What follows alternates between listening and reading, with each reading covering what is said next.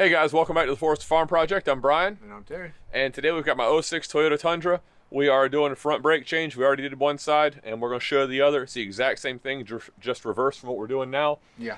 And these are hands down some of the easiest brakes in the world to change. Yeah, we already have the tire off, because if you can't take a tire off, you probably don't need to be taking your brake shoes off. Yeah, and as far as taking your tire off or doing any work under the vehicle, if you need to jack it up, check out our video linked right up here. It shows you a super efficient way to jack the car up, quick and easy, and very easy, handy. Yeah.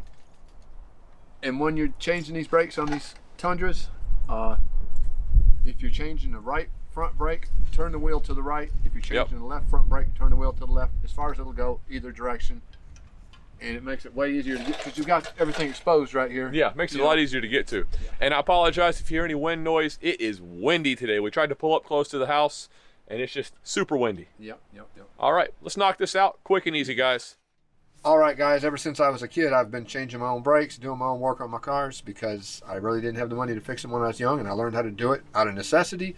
And why pay anybody? Because I pretty much can do about anything. I change transmissions, you name it. But anyway, first thing you're going to have to do is collapse these calipers so that you can get these pads out. Well, when you do that, you're going to push fluid back through the system into the reservoir. Well, when you drive, you can see these brake pads here are almost down metal on metal. So they're like a 1/16 of an inch here and maybe an 1/8 over here. So as those collapsed, and whenever we did oil changes or whatnot, we'd look in there and say, it needs a little brake fluid. We'd add a little bit to get it back to full. Now it's got too much fluid, more than likely. When we squeeze this, it might run over, so we got to keep a close eye. If it starts to get to the top of that reservoir, you can dip it out of there with something. If you got something you could suction it out, I'm just going to take a rag or a paper towel and soak it up and throw it away. So anyway, we're going to have to collapse these calipers, and let's see what happens.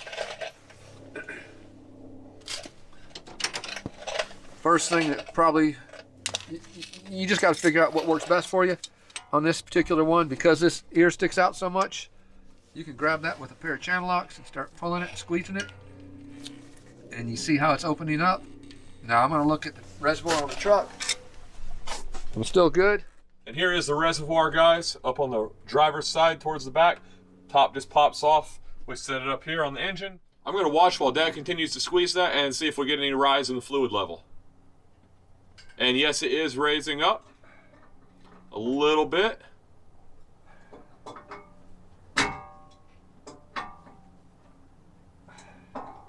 Okay, well, let's go with that for now. There's plenty of room left in the reservoir, so we don't have to worry about it. Okay, now I'm taking a screwdriver and prying this side out. And he's not prying against the disc with the point. He's prying out here at the edge so that you don't scar the inside. Yeah, the rotor. I'm pushing on the outside edge of the rotor with the screwdriver against the old pad. I wouldn't do this to the new pad because I'd be marring it up, but it doesn't matter. I'm taking this old pad out. So now, while we got that side collapsed, we're going to go ahead, spin this little doohickey around here. You got this pin that runs through the top. Pull this little keyway out, and set it somewhere where you won't lose it. There's one on the bottom as well. Yeah, we're going to pull this pin out right here, and notice how this clip is. I already know how they go, but take a picture so you know how this was. Before you take any of this apart, take a picture. That way you know how to put it back. Because sometimes you think, oh, that'll be easy, and then when you get it apart, you're like, wait a minute, how was that on there? So make sure you take a picture first. Then you got something to go by. Might be easier to use these lineman pliers. See that? Yeah. I'll pop these out of this little brackets.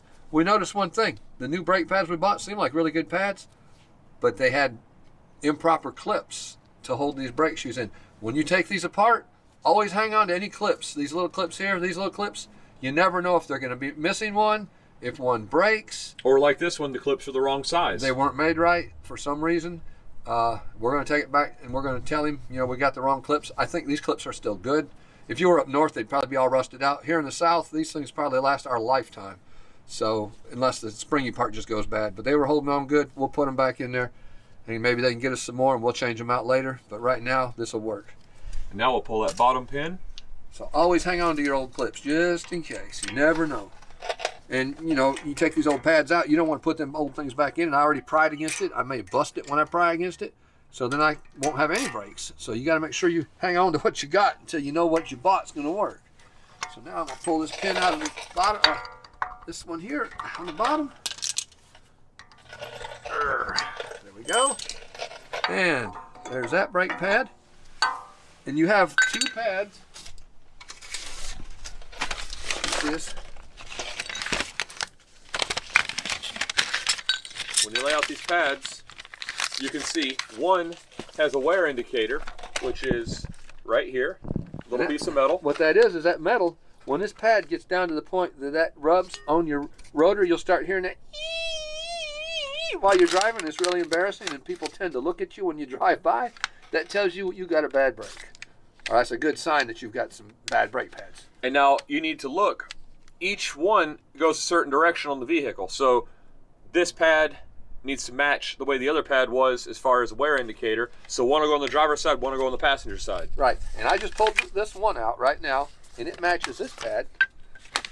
They're the exact same pad, so I'm going to replace it up here. And obviously pad to the inside. And these already come with an anti-rattle thing on the back, which is really nice. I'm telling you, this Toyota's nice setup. Best. I've never changed Toyota brakes before. Well, I did when I was a teenager, but it's been a long, long time. These are nice. I'm having a little bit of trouble here. I'm going to try and collapse this cylinder a little bit more. Be careful, if you damage that boot, you're done for. Why don't you put the old pad? I really should put the old pad back in there and squeeze. That way I don't hurt anything. If I can get it in there. Okay. Squeeze in the middle, you get your best pressure there. Go back to the screwdriver method and try and push it. Okay, that is collapsed. That's all the farther she's going to go. Try and put it in there again.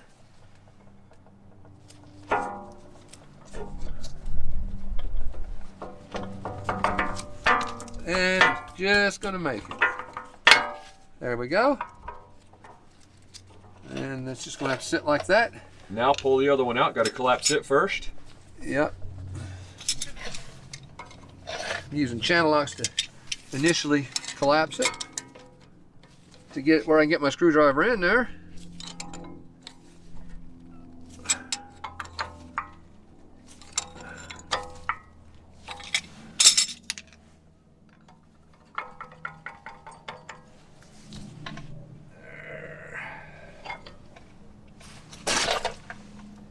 The reservoir is at the top.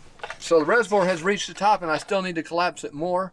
So we're going to have to go drain some of that fluid out. Let me see if I can get that pad in there. If I can, we'll be okay for now. But and it's going to make it. Wow, that was Couldn't close. get any closer than that. Yep.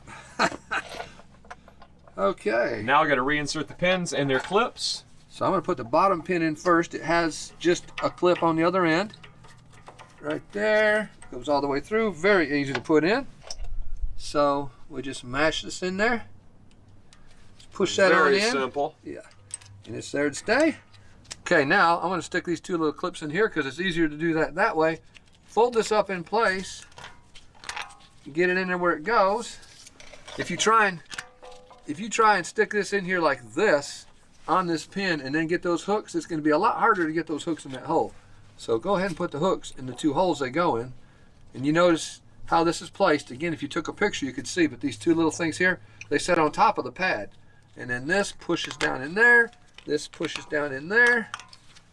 This pin goes in from this side, goes through here. Make sure it's going through the clip. Make sure it's going through the other side of the clip.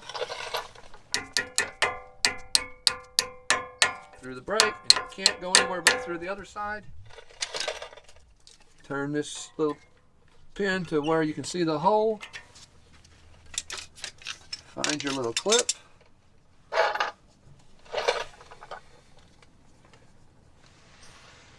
Pop it in.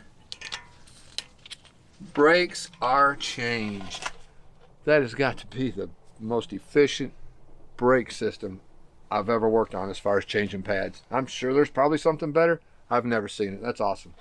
Really good deal.